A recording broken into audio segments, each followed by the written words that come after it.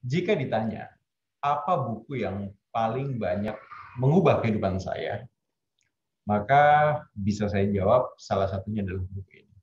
Buku yang akan kita bahas, kita bedah pada video kali ini. Dan buat Anda yang sudah nonton channel ini, khususnya yang baru dan belum subscribe, pastikan Anda subscribe dan klik loncengnya karena setiap harinya ada video baru di channel ini yang berisi tentang bagaimana meningkatkan motivasi, pengembangan diri, dan strategi sukses di dalam bisnis maupun karir. Dan di video kali ini kita akan fokus pada membahas, membedah buku pengembangan diri. Oke, buku apakah itu? Maka buku yang banyak mengubah kehidupan saya adalah buku ini. Buku yang ditulis oleh Anthony Robbins, Awaken the Giant Within.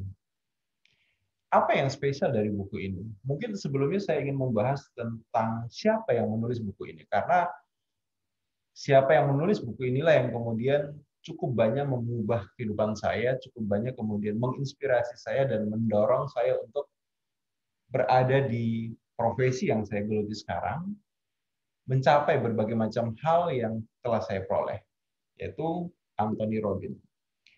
Anthony Robbins itu dikenal sebagai penasehat, sebagai success coach para tokoh dunia. Jadi ada banyak tokoh-tokoh dunia yang itu dilatih langsung oleh Anthony Robbins. Bill Clinton, kemudian Lady Diana, Nelson Mandela, Michael Gorbachev, kemudian Andre Agassi, dan banyak sekali orang-orang hebat di dunia itu dilatih langsung oleh Anthony Robbins. Apa kehebatan seorang Anthony Robbins?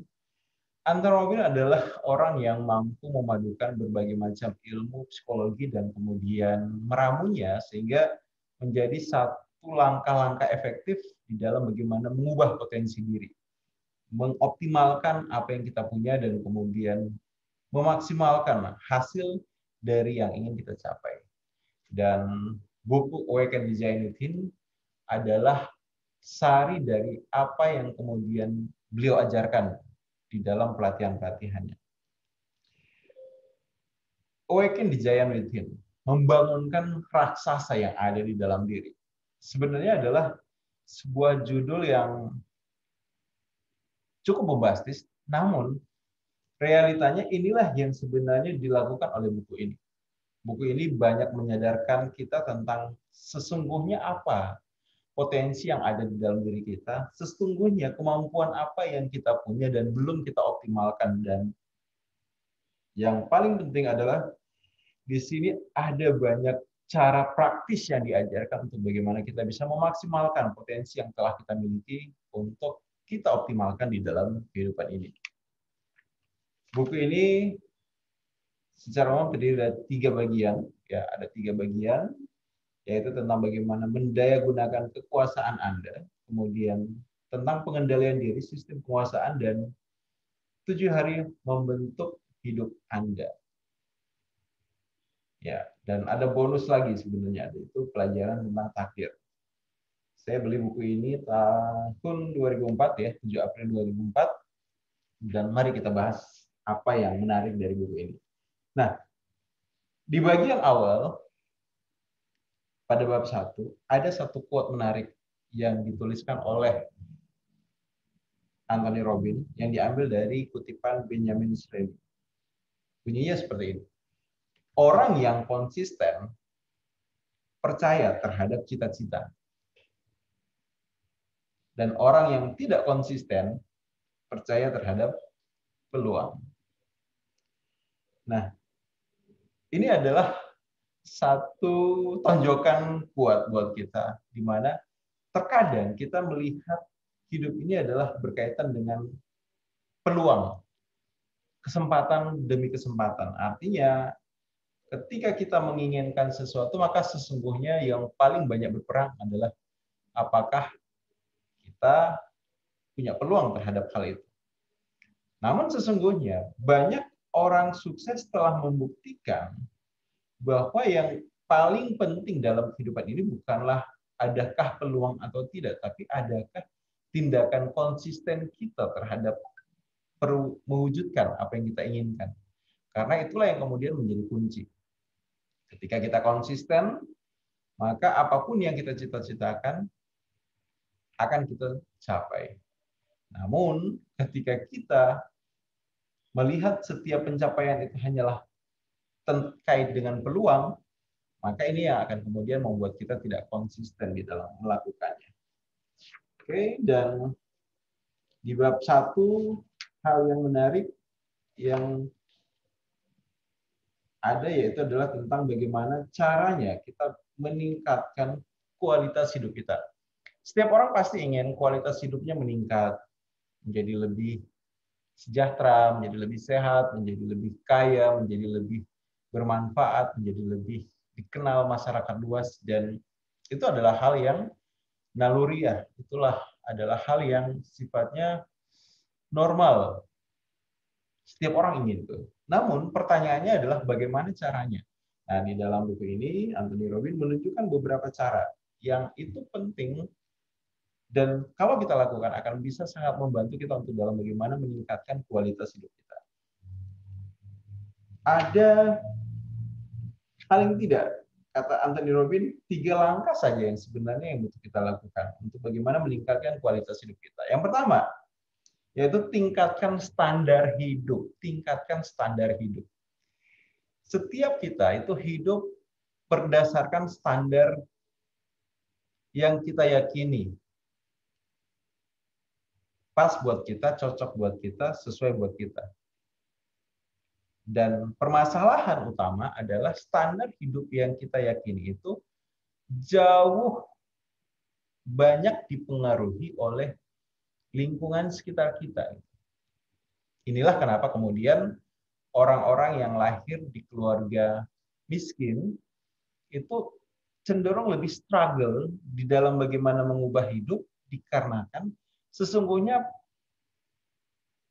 perubahan yang mereka lakukan itu bukan hanya tentang bagaimana mengubah kondisi fisik, kondisi material diri, tapi lebih banyak perjuangannya adalah pada bagaimana mengubah mindset, pola pikir, mendobrak keyakinan-keyakinan lama yang itu sesungguhnya yang menjadi penghalang mereka untuk meraih lebih banyak.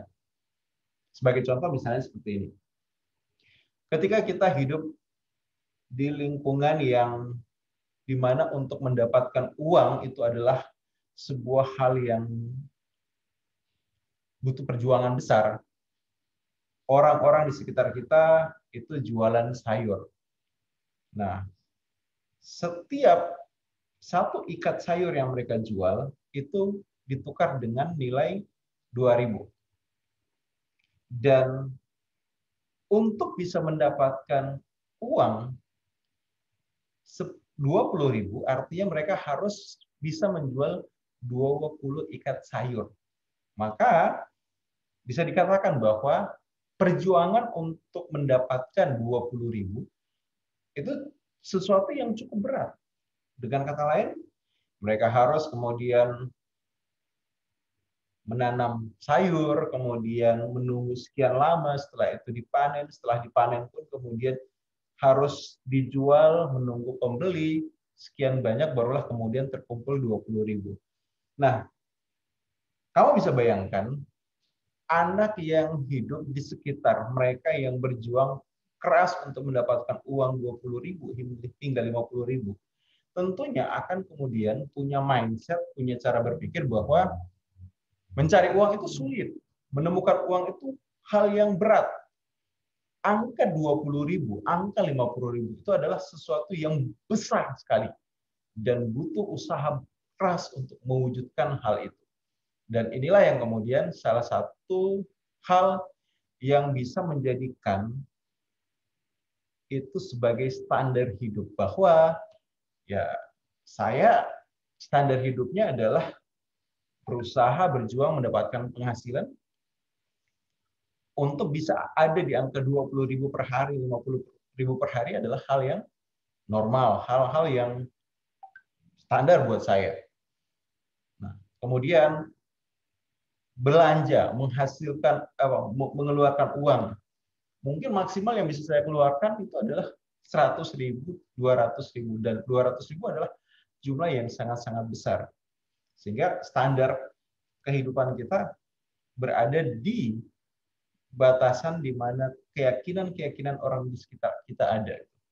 Nah, di sisi yang lain, ada orang-orang yang standar kehidupan mereka berbeda, di mana uang 100.000, 1 juta, itu adalah hal yang biasa saja buat mereka. Untuk mengeluarkan uang ratusan ribu, jutaan, beli barang-barang yang kemudian mereka inginkan, itu adalah hal yang biasa buat mereka, dan disitulah standar hidup mereka. Nah, kenapa itu adalah hal yang biasa buat mereka dan merupakan hal yang standar? Makan senilai 100.000, belanja baju 1 jutaan, itu adalah hal yang standar buat mereka karena mereka menempatkan standar hidup mereka di atas atau sesuai dengan apa yang ada di sekitarnya. Nah, jadi hal pertama yang kita butuhkan ketika kita ingin meningkatkan kualitas hidup kita adalah kita butuh meningkatkan standar hidup. Nah, bicara tentang meningkatkan standar hidup, kita tidak membahas bahwa kita dalam hidup ini harus halu.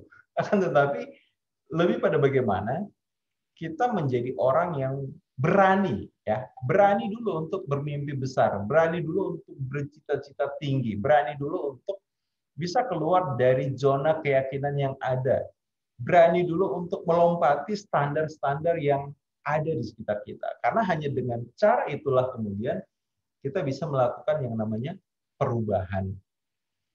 Kita bisa misalnya mungkin meningkatkan standar hidup, standar penghasilan kita. Kalau misalnya mungkin kita merasa bahwa mendapatkan penghasilan 1 juta itu sudah hal yang standar normal, maka tingkatkan. Normalnya saya itu 5 juta penghasilannya. Normalnya kalau yang sudah dapat 5 juta harus meningkatkan standar. Normalnya, standarnya penghasilan saya 10 juta dan seterusnya. Dengan menaikkan standar penghasilan, yang terjadi apa? Energi kita meningkat, antusias kita meningkat, dan pencapaian-pencapaian akan senantiasa membuat kita termotivasi untuk terus mewujudkannya. Standar hidup tidak selalu bicara tentang bagaimana kita menghasilkan uang, tapi standar hidup bisa berkaitan dengan bagaimana kita menjaga kesehatan. Naikkan standar. Kalau selama ini mungkin standar saya bahwa saya itu sehat adalah saya bisa beraktivitas seperti biasanya. Coba tingkatkan standar saya dalam kondisi sehat itu adalah ketika memiliki tubuh yang bugar, ketika memiliki massa otot yang besar, ketika memiliki stamina yang tinggi. Maka itu yang akan menjadi pendorong kita untuk meningkatkan kualitas hidup kita. Meningkatkan kualitas hidup juga berkaitan dengan bagaimana relationship yang kita bangun. Kualitas hidup kita misalnya, standarnya ya kita dengan orang-orang sekitar biasa saja. Tapi misalnya kita menaikkan standar hidup kita dengan menempatkan diri bahwa kita adalah orang yang senantiasa ramah, penuh kasih sayang dengan orang sekitar, khususnya misalnya keluarga terdekat. Di mana kita kemudian meningkatkan standar bahwa bukti cinta saya kepada keluarga saya, orang-orang yang terdekat saya, bukan hanya kemudian saya hadir di dekat mereka, tetapi saya berkomunikasi dengan baik dengan mereka. Saya kemudian menunjukkan perhatian kepada mereka. Saya kemudian memberikan hadiah untuk mereka. Maka itu adalah contoh bagaimana kita menaikkan standar kehidupan kita. Nah, itu adalah langkah pertama yang diajarkan di dalam buku ini oleh Anthony Robbins ketika kita ingin meningkatkan kualitas hidup. Tingkatkan standar hidup.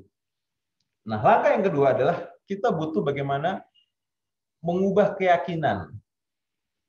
Ketika kita sudah menaikkan standar, maka langkah kedua adalah kita harus mau mengubah keyakinan. Karena apa? Karena bisa jadi kita masih menggunakan keyakinan-keyakinan lama di dalam keseharian kita, di dalam aktivitas kita, di dalam pekerjaan kita, di dalam cara kita berpikir, dan keyakinan-keyakinan lama ini bisa jadi adalah keyakinan yang tidak memberdayakan, keyakinan yang justru melemahkan atau bahkan menggerogoti diri kita, sehingga ketika kita sudah punya standar baru, akhirnya standar baru itu menjadi sesuatu yang melempem, sesuatu yang akhirnya jatuh lagi, sesuatu yang akhirnya mungkin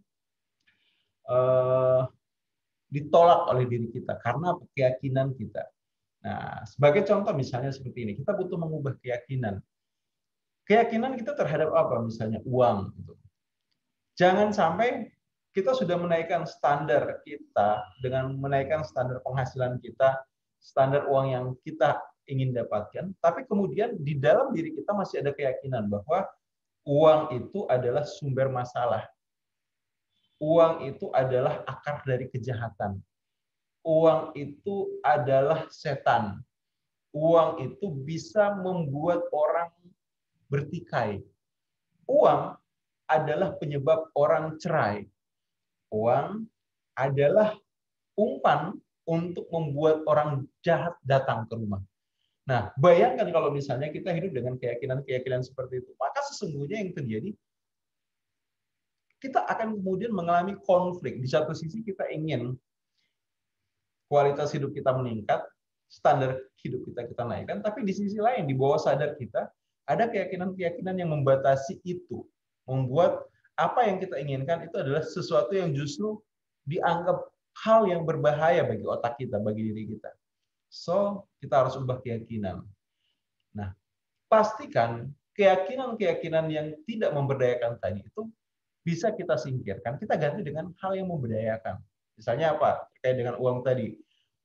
Uang adalah alat untuk kita berbuat baik. Misalnya, uang membuat kita bisa banyak melakukan sedekah. Uang adalah alat yang bisa membuat kita mewujudkan cita-cita.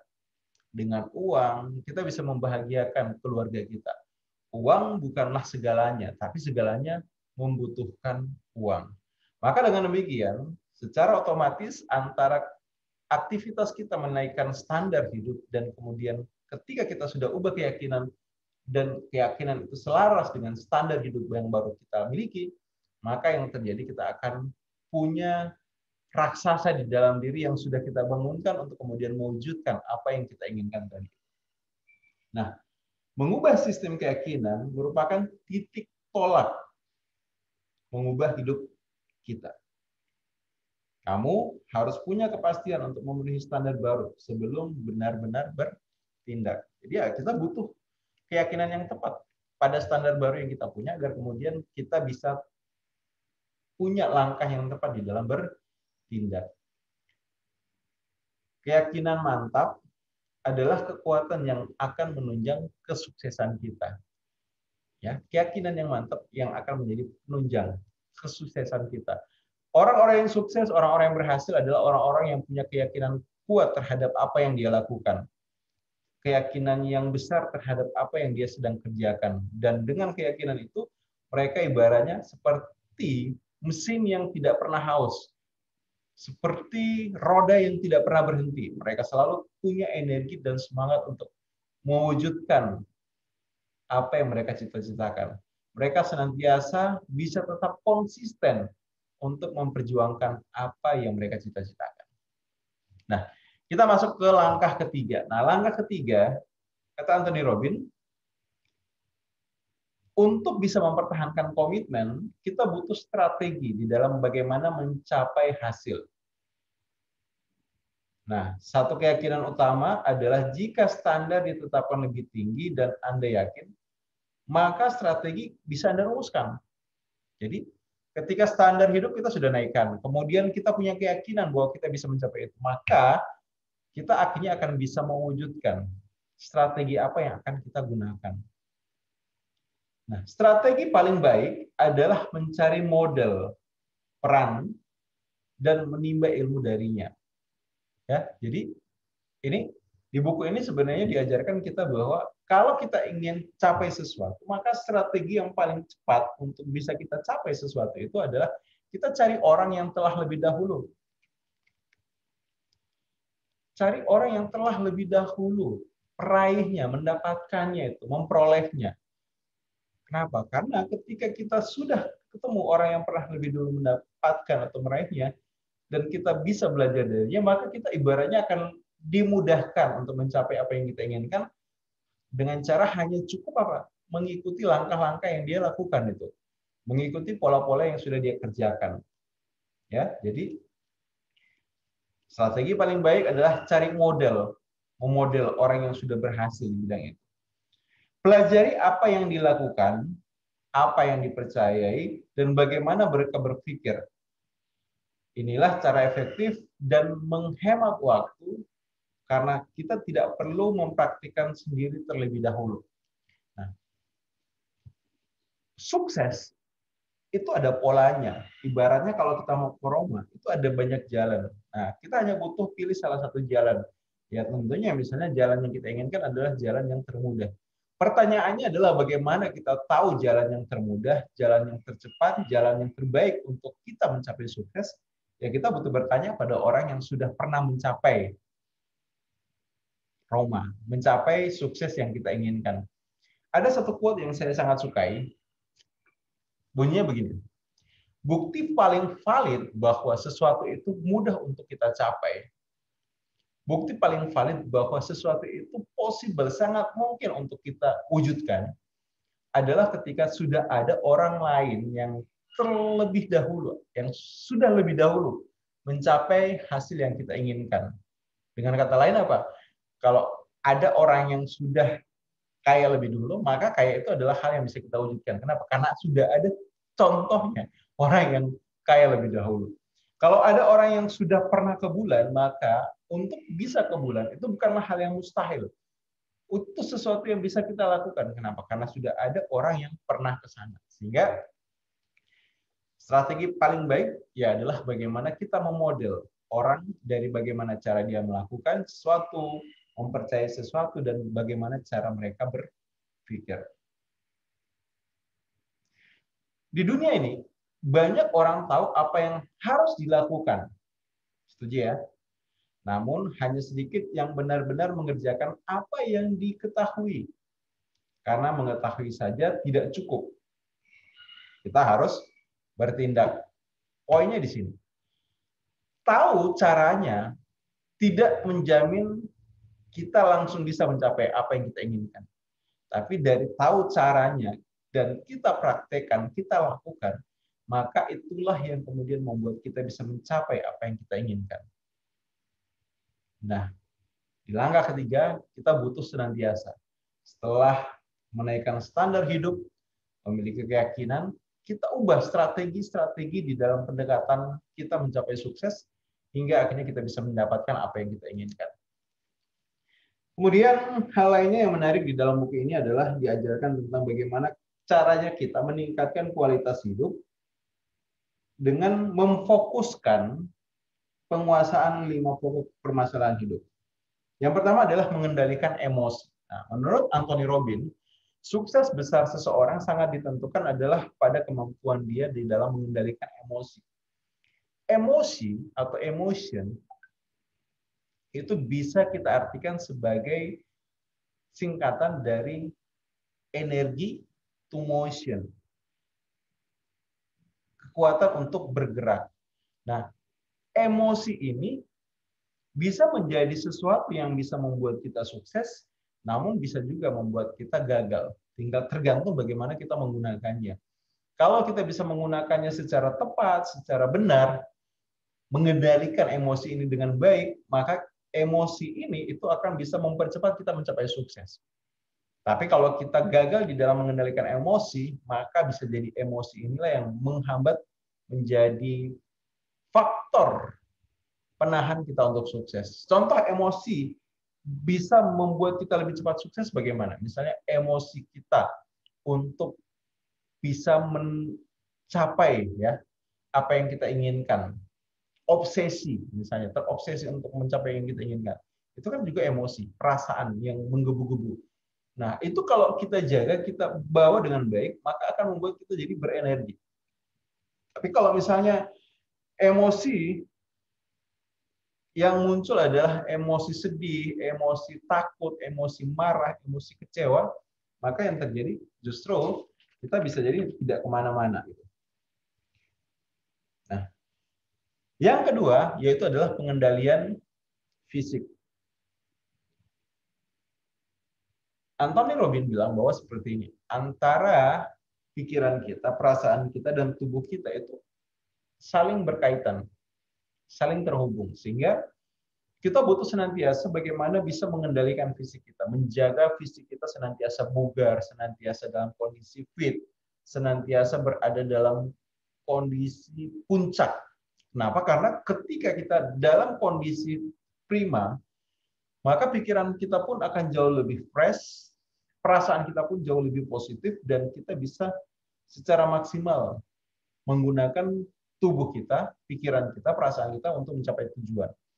Namun ketika kita tidak bisa mengendalikan fisik kita, yang terjadi adalah kita akhirnya akan berada dalam situasi yang moody, ya tergantung mood kita saat itu. Dan tentunya ini adalah satu kondisi yang tidak menunjang bagaimana kita mencapai sukses. Kemudian yang ketiga adalah pengendalian hubungan.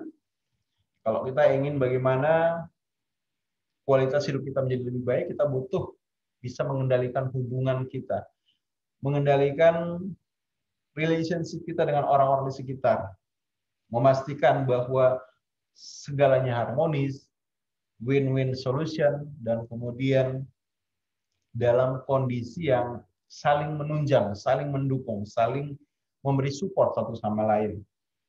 Kemudian yang keempat itu adalah mengendalikan keuangan.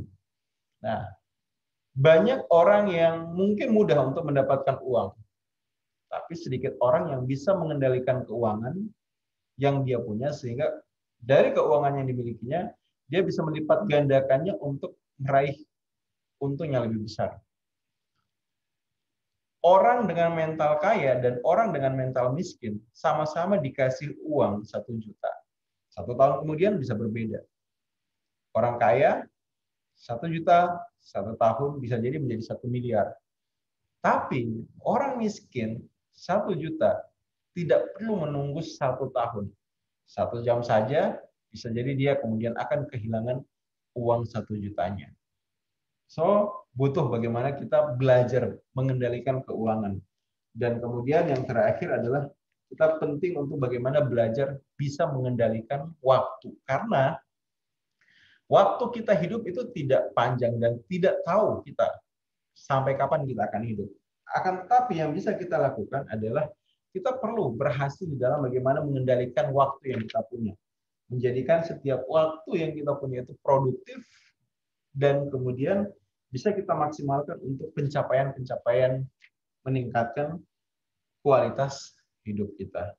Nah, itu pengantar ya dari buku Awaken the Giant Within, yang dari situ saja sudah ada banyak hal yang kemudian terasa bagi diri kita untuk menjadikan kita mampu membangunkan raksasa di dalam hidup kita.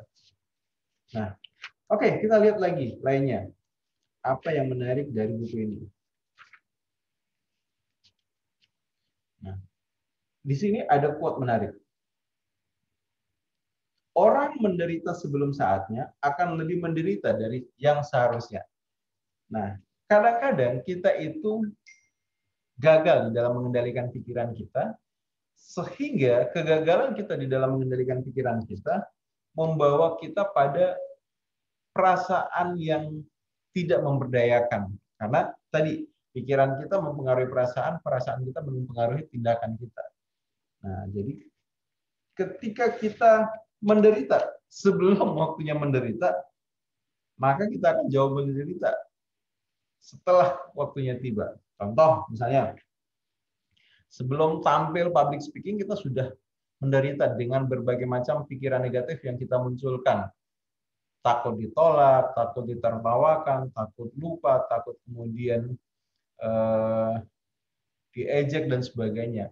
Akhirnya semua ketakutan yang kita munculkan di dalam pikiran tadi mempengaruhi performa kita dan membuat kita tampil sesuai dengan apa yang kita bayangkan tadi, dan kemudian secara pasti akhirnya kita gagal. Nah, jadi akan jauh lebih menyakitkan lagi itu ketika betul-betul apa yang kita risaukan menjadi terwujud. Padahal sebenarnya yang kita risaukan itu tidak akan terwujud kalau kemudian kita sejak awal memperbaiki cara kita berpikir, cara kita mengendalikan emosi kita. Nah, jadi di bab keempat ini ada bab tentang keyakinan, kekuatan yang membangun dan merusak. Ini ya, yang seperti yang saya jelaskan di awal ya, bahwa penting sekali untuk kita membangun keyakinan yang positif. Nah, bukan lingkungan dan bukan pula peristiwa hidup yang membentuk Anda hari ini dan besok. Oke? Bukan lingkungan dan bukan pula peristiwa hidup yang membentuk Anda hari ini dan besok. Tapi makna peristiwa tentang bagaimana Anda menginterpretasikannya. Jadi, apa makna yang Anda berikan terhadap kejadian atau peristiwa itu yang akan mempengaruhi dan membentuk hidup kita. Keyakinanlah yang membedakan bahagia dan sengsara. Keyakinan menyebabkan orang jadi pahlawan dan bisa jadi penjahat. Wow, menarik ya. Setiap orang punya jawaban terhadap segala permasalahannya. Nah, namun sikap kurang percaya dan kurang yakin yang menyebabkan ia tidak dapat mendayagunakan potensinya. Nah, ini yang menarik sebenarnya.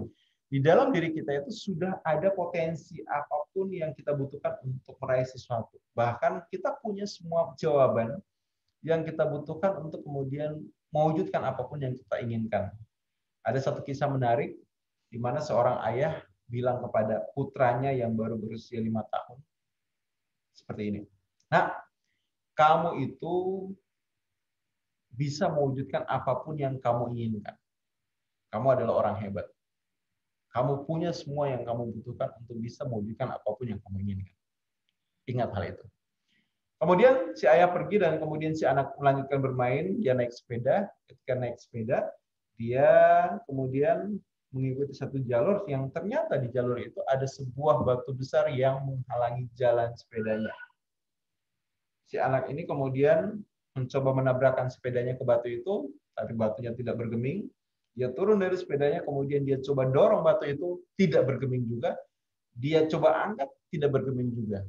Setelah mencoba beberapa kali, akhirnya si anak menyerah dan kemudian mencari bapaknya. Dia bilang seperti ini kepada bapaknya, Papa bohong. Kata Papa, saya bisa melakukan apapun yang saya inginkan. Saya mau lewat jalan itu, tapi ada batu, dan batu itu menghalangi jalan saya. Saya sudah coba dorong, saya coba angkat, saya coba tabrakkan sepeda, tapi batu itu tidak bergeming. Ternyata saya tidak bisa melakukan apa yang saya inginkan. Saya tidak bisa mewujudkan apa yang saya mau. Kemudian ayahnya bilang seperti ini, nah, kamu bisa mewujudkan apapun yang kamu mau. Kamu punya semua hal yang kamu butuhkan untuk bisa mewujudkan itu. Salah satunya adalah kamu bisa meminta Papa untuk memindahkan hal itu. Nah, seringkali kita terjebak bahwa pada keyakinan bahwa kekuatan terhebat manusia itu ada pada ototnya. Padahal sebenarnya akal kita lah yang kemudian yang menjadi kekuatan super kita gitu. Kalau kita lihat orang-orang dengan pencapaian besar, pada prinsipnya adalah mereka sama seperti kita ketika lahir. Lahir dengan satu kondisi di mana tidak memiliki apa-apa. Artinya apa? Lahir dalam kondisi telanjang, hanya membawa diri, tidak menggunakan sehelai kain pun. Dan bagaimana cara kita mengolah pikiran, perasaan, dan tindakan kita lah yang kemudian membuat kita akhirnya berbeda. Bill Gates pernah bilang bahwa kalau kita itu sebenarnya tidak bisa memilih kita lahir dari keluarga kaya atau keluarga miskin. Tapi sesungguhnya kalau kita dewasa masih tetap dalam kondisi miskin, maka itulah kesalahan terbesar kita. Ya, seperti itu. Nah, bicara tentang keyakinan, Anthony Robbins itu mengilustrasikan keyakinan itu sama seperti sebuah meja dengan kaki-kaki. Sebuah meja akan sangat-sangat kokoh kalau bagian atasnya itu ditopang oleh banyak kaki. Anda bayangkan misalnya satu papan itu kemudian seperti ini ya, hanya ditopang oleh satu kaki, maka tentunya ini adalah sangat-sangat rawan gitu, sangat rapuh.